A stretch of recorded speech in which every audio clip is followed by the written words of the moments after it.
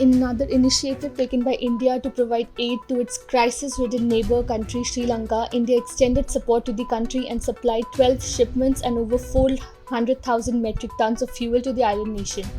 Earlier on Thursday, India had extended its support by supplying 65,000 metric tons of urea to Sri Lanka, which is going through its worst economic crisis since independence. Apart from all this, India has also promised to provide over $3 billion to the debt-ridden island country via loans, credit swaps and also credit lines since the beginning of the year. India has also expressed a desire to work with the new Sri Lankan government formed after the resignation by the former Prime Minister Mahinda Rajapaksa. Currently, Sri Lanka is facing its worst economic crisis since independence, with food and fuel shortages, soaring prices and power cuts affecting a large number of citizens.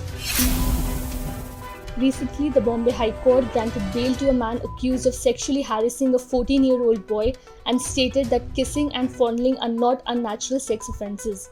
Facing trial at the Dindoshi Sessions Court, an FIR was registered against the man under Indian Penal Code Section 377 Unnatural Offences and under Section 8 Sexual Assault and 12 Sexual Harassment of the POCSO Act.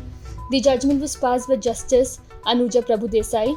In the judgment passed, Justice Prabhudesai said, "The statement of the victim as well as the first information report prima facie indicate that the applicant had touched the private parts of the victim and had kissed his lips. In my considered view, this would not prima facie constitute offence under Section 377 of the Indian Penal Code." Union Minister Piyush Goyal announced on Sunday that the centre has decided to extend the wheat procurement season till May 31st.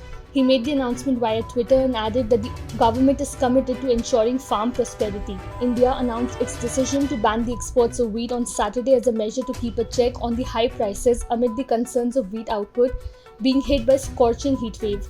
The decision would help control retail prices of wheat and wheat flour, which have risen by an average 14 to 20% in the last 1 year, besides meeting the food grain requirement of neighbouring and vulnerable countries. Amid the rising speculations over the health of the Russian President Vladimir Putin, Ukraine's head of military intelligence, Major General Kyrylo Budanov, in a recent and exclusive interview claimed that Putin is seriously ill. He further confirmed that the Russian president has cancer and several other illnesses.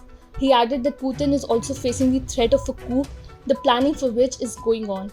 Asserting that he is not spreading Ukrainian propaganda against Russia, the Major General said that it is impossible to coup in such a situation.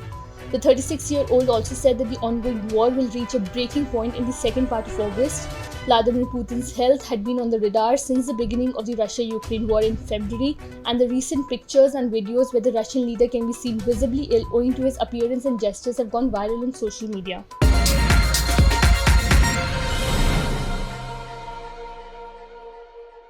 Subscribe to One India channel and never miss an update.